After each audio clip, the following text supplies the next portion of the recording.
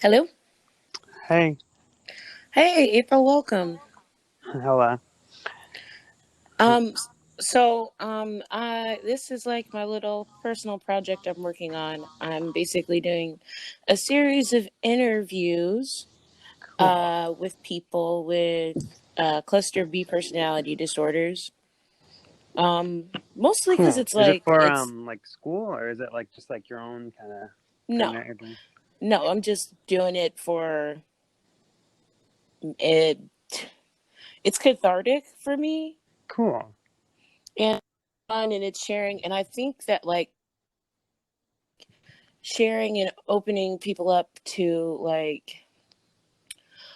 um Hearing the about it, the like, like the perspective, though, the perspective of somebody who actually lives with it. I think a lot of people don't truly get it, so I'm hoping to like show yeah, people a different perspective too.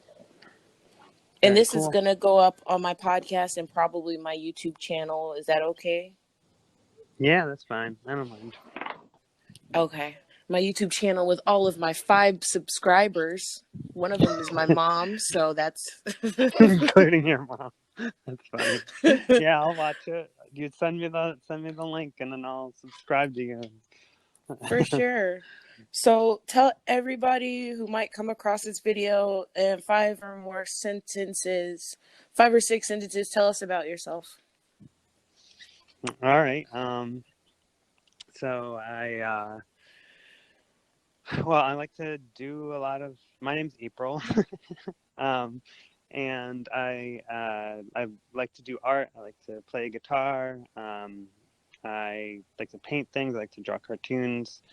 So I'm like an artistic kind of a person, and I have a degree in social work. So I'm really into the psychology stuff, and I'm 30, and my diagnosis is it's like the vulnerable NPD, and I think that's everything. I don't know if there's anything Awesome. specific you're looking for. That's really cool. No, that's really cool. Just like that, that's great.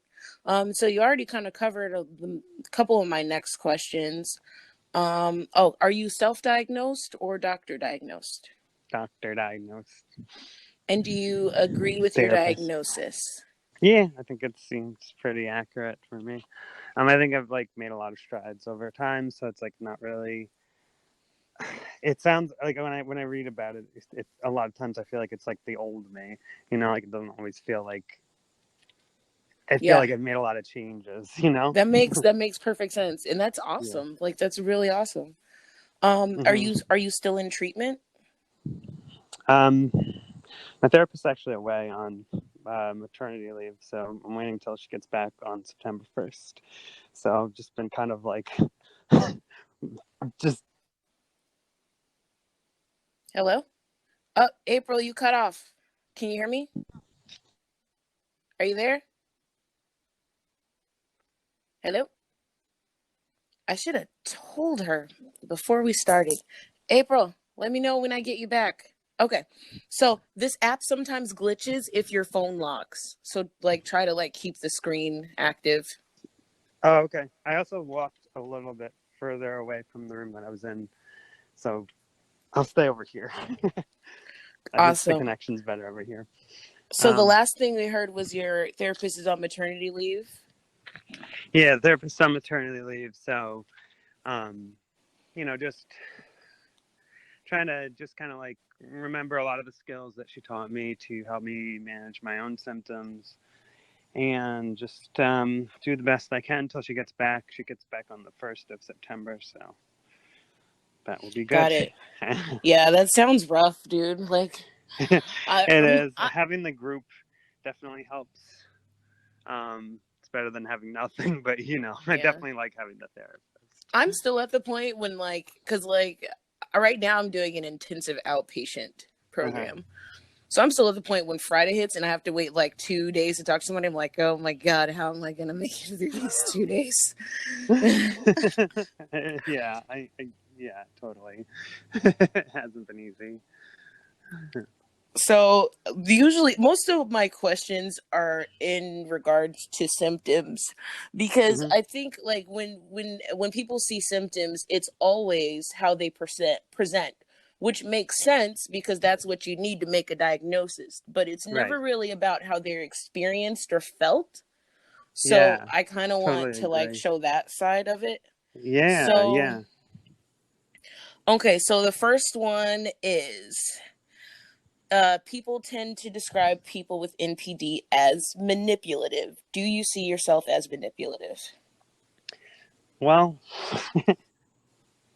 I think I can be. I mean, I think that it doesn't feel like it doesn't entirely feel that way. It feels like I'm trying to protect myself when I'm doing a lot of the things that I do, or um, like the two things that are coming to mind the most are like passive aggressiveness or like lying about things.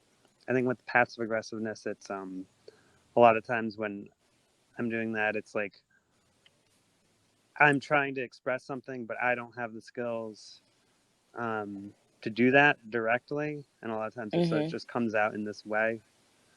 Um, it's like that's how it feels for me. It's like it feels like I want to be able to say something to someone or communicate something, and I'm having trouble doing it, and it comes out in the worst way. But it doesn't feel like I'm planning it out that way in some kind of a way. Exactly. And Yeah, then that's what that's yeah, why I hate when people use the word manipulative because it sounds sinister and it right, very much sounds intentional, but it never is. exactly. I've never talked to a single person who's just like, "Yep, I totally manipulated that motherfucker and I liked it." Like And I it liked doesn't it. work Yeah, I that wanted way. to do it. No, it's not like that at all. Yeah, like what I always hear is like a lot of the times it comes out later and then you're like, "Oh shit." And you don't even realize it's happening in the moment. Yeah, you don't even realize. Sometimes I don't even realize I was doing something and I was hurting someone's feelings, and then I didn't know until I realized it later, and then I freak out. Like, Yep. Like, ah, shit, I'm an asshole. Why would I do yep, that? yep. And it's like I just kind of come back down to. It feels like I come back down to earth or something. Like I was just like asleep, and then I like woke up and realized that, oh no, did a whole bunch of bad stuff and didn't realize it. So I totally get it. yeah, Have you always felt there was something different about you? Like have you always felt like something's off about me? I'm not like other people. And if it wasn't and also when did you realize that maybe you were different than other people? yeah. I think I've always felt different. And I mean, I think when so like with the vulnerable like subtype, there's just a lot of like social anxiety as part of it, and you kind of, for me anyways, like I would try to just like I think with like most NPD people, like the grandiose kind, that's like they um try to show that they're perfect by like bragging and like they're best. Whereas like with the vulnerable type, it's like just I try to be perfect by just like avoiding everything. Like isolating? um and isolating, and so it's like how can you, like, no one can really criticize me about anything in that way because I'm just keeping to myself Yeah. and never like sharing things. Can you share So more I about knew how that. your experience as the vulnerable subtype of NPD is different than the, I guess, traditional type, if that's the right way to say it? Yeah, it's a lot less noticeable to other people, so I just usually come off as like just this really friendly, like like innocent, like, but I just come out as like this really like quiet person, and it's like there's more to it, and but people don't notice it as like, people see it as like, oh, you're just quiet and like you're going through like a lot. And I think because the vulnerable type, it's more, you're more moody, and you're more actually like a little bit more able to express your feelings and feel them more intensely, I think, than the grandiose type. So it's like, it just doesn't look like the way that most people think of when they think of a narcissist, you know? Gotcha. So which symptoms like affect you the most? Um, I guess needing like the attention and needing like praise from other people is a huge one for me. If I don't, or being extremely sensitive to criticism. With the vulnerable type, there's more of a sensitivity to criticism. Like, criticism will just like ruin your self-esteem. Like, you get like one bad remark toward you, and you feel like you're the worst, and like your self-esteem just plummets. And then when you hear something good, when you hear a compliment, then your self-esteem is like through the roof. Yeah. You know. um I think that's the biggest thing, is the self-esteem like fluctuating, Because it's like, would you say because because it it's like based on like outside sources and not like within, or? what's that? Oh, I'm saying, would you say that that's because it's like the self-esteem's kind of like being regulated by outside sources and not from within? Yes, definitely. Yeah, that can make it um really really hard. I definitely feel you there. yeah, it affects like your whole day. Like, so it's definitely like the thing, that the symptom that I notice the most, because like during the day, during any given day, I could like wake up in the morning feeling like really good, because something happened that was really good in the morning, and then I could feel really bad later on, because like I get in trouble at work, and then at the end of the day I do something really good at work, and then I feel really good again. So it's like, yeah, my whole day, it's like fluctuating like that. Yeah, I'm sorry. That sounds so hard. Yeah, it's not easy for Do sure. you feel you have empathy? I think that I can. I think when, especially if it's something though that I can, if it's something that I can relate to, then it's easier. Like, if it's like similar to me in some way. So when I hear about, so like I'm trans, like, obviously I didn't want to like focus on that too much, because Definitely. Yeah, I that's wanted to not your focus whole on identity. NPD. That's yeah. Yeah, exactly.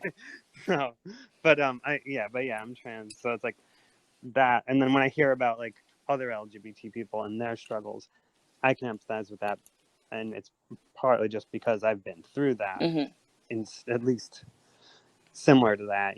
So it's like, then I think I have it more, versus like if it's like just um this totally remote thing, like I just like can't. It's like hard to do it, and it's like it feels like it takes a lot of work. And I also think that just when people are talking and like talking about their lives and stuff, I have trouble tuning into it a lot of times. I have trouble like just paying attention and stuff. Yeah. Okay, so do you think it's like, because somebody, the one of the last people I talked to brought up Yeah, cognitive empathy versus affective empathy. Do you think like it's like you have yeah, one and not the other? yeah. I think it's definitely more cognitive. Like, I don't really feel it, you know, Mhm. Gotcha. because there's like the cognitive versus the emotional empathy. Mhm. Yeah. Okay, and let's see here. Next question. All right. Do you think, oh, we already talked about the, oh, well, I guess we didn't really specifically. Do you think you need excessive admiration or a lot? And like, what specifically does that look like in your life? Like, if you really want to show somebody what this symptom actually looks like, what does that look like? Um, one thing that like I've noticed with a lot of people is like one way that they misunderstand me without like actually like knowing about what my disorder is or anything. Like if it's like someone I've just met and they don't really know, um, they might notice that like if people have like a different opinion about something, I might unexpectedly get like really stressed out and they're like, what's that about? Like, are you just like really closed minded and like you don't want anyone to have a different opinion from you or anything like that? It's not like that. It's like, I feel like if somebody,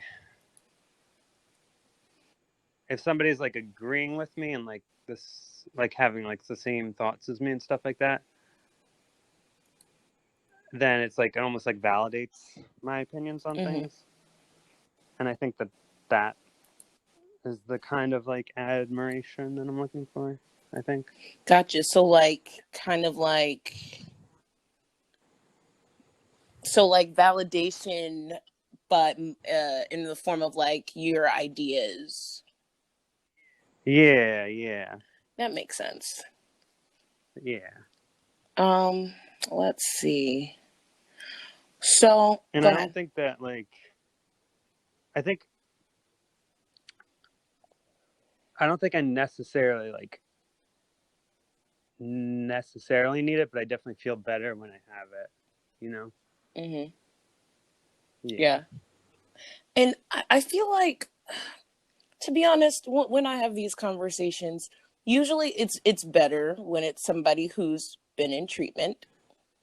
Like I had one Yeah. that I did with somebody who wasn't in treatment, and I'm like, I don't even know if I want to play this because this looks bad. But like a Sure. lot of these issues can like really be solved, like or at least managed with Yeah. communication. You know, because it's Oh like yeah. any human being alive, if they're feeling something or reacting in a certain way, it's for a reason. If that can be Yep. communicated with amongst the people affected, a very easy solution that would involve both sides compromising because neither is ever perfect could be reached. And I Uh-huh. don't know, it just bothers me how like there's so much demonization as if like, and I'm sure there are some people out there, like I said, there are some people who aren't in treatment who aren't really, you know, interested in how they Like affect bettering others and themselves. stuff. But Yeah. I even know people who aren't in treatment who are just really pleasant because, you know, because they're trying. Yeah, and I think you're totally right. Like I think that it's that if people just communicated about these things better, um, there would definitely be more of an understanding, and then there wouldn't be like this stuff that you see online where people just like demonize all these disorders and like demonize the people that have them and make them out like they're so much worse than they really Yeah, are, you know? definitely. Yeah. So Um, how have your symptoms changed since treatment? And then I have one more question after that, and then I'll let you get back to your day. Thank you so much for being here. yeah, you're welcome. So the way that one thing that's really changed a lot, and I like, because now I was thinking about it just based on what we were talking about before, is with the communication stuff. I think understanding myself, I think that was the first step toward really like communicating what was going on with me better. Um, communicating that to other people. Because I think that when you're not self-aware, when you're really like just going through life and just like reacting to things, Yeah. you don't really know what's going on. You're just acting. But then when you go to therapy, like you get, your therapist kind of like helps you understand the way you think better, and you get your diagnosis, and it's scary at first, but then when you start to, you know, realize like why you do the things you do, like it helps you understand yourself first, and then I think it makes it easier for you to talk about it with other people. And I think it has been, I mean, I think it was really scary for me at first, and I think it's still kind of scary sometimes talking about the way that I am, but I'm getting more and more comfortable every time, and I think that is really good, and it Good. just It makes it is. easier for other people And to I'm proud of understand. you for that Yeah, because it's not easy, and I'm proud of you. thanks. Thank you. I So appreciate that. last question, and then we'll do final words. How has the stigma affected you? How has it affected your self-esteem, and how has it affected your treatment? Because I know the stigma of it can really set people back a lot. Yeah, it made it. Stigma made it makes. I mean, it makes it scary to communicate about it with other people. It also makes it difficult for me to like. It made it difficult for me to accept it a lot in the Oh yeah. beginning. Mm-hmm. Like, I don't want to have this. Like, this is awful. This is a thing that everyone's like talking really bad about. So why would I want that? You know. But that's why we got to get rid of that stigma so that people can feel like it's okay to be, to have these disorders, and also that way when they go to talk to other people about it, they don't have to worry about like scaring other people off, and that's like a real fear that I Yeah. still have sometimes. Yep. It's hard. Yeah. And that's valid fear, but hopefully one day we will live without fear. Um. Yeah. That's what I'm working on. Same here. Yeah. Okay, so I guess one thing I want to say, Yeah. and this is just for anybody who's going to hear this, like all of the 6 people, you know. Seriously, All there's the only people. 6. But hey, they're a Yeah. faithful, loyal 6. So, yeah. Yeah. Nobody, Awesome. and I feel like people, when I say this, people say, yeah, I understand it, but it's like their actions don't line up. Nobody Yeah. wakes up and decides today I'm going to be an asshole. Like Yep. nobody does it. And like these things, Mhm. like NPD would not be a disorder if it was Mhm. something that somebody was doing on purpose. Then it would just be being an Right. asshole. Right. It's like there Yeah. are like biopsychosocial factors involved. It's not all in, there's Mhm. a big portion of it There's a that's, lot of like yep, trauma. there's a big portion of it that's Mhm. totally out of the person's control. And the only thing they can Mhm. control is how they react, or not how they react, how they choose to deal with it. And that's why I have Right. so much respect that you're in treatment, you're doing what's best for you, and that's not easy. Oh, And oh man, you're great. You're so great. thank you. So Thank you so final much. words, is there, what's one thing that you want people to know about about what it's like, about your experience with this disorder? Um, the main thing I want people to know is that people that have this disorder, like they're really like they're not bad people. They're people that like really need help and they really need people's support. So I think people need to be more understanding and more supportive of people that are struggling with NPD, for sure. All right. Okay, thank you so Cool. much for coming, You're April. I'll welcome. shoot you a message Yeah. as soon as I get it. Sounds All right. good. Thanks. Bye. And I hope you guys are enjoying listening to me ramble. But while we're at it, let me go ahead and bring up the fact that Anchor is the easiest way to make podcasts that I've seen so far. Gives you everything you need in one place for free, which you can use right from your phone or your computer. I'm on my iPhone XR right now. The creation tool allows you to record and edit it so it sounds great. And they distribute it for you. Spotify, Apple, Google, and more. And you can easily make money from your podcast. So go ahead and download the Anchor app or go to anchor.fm to get started. Hey guys, thanks for listening. I hope you are enjoying the interviews and this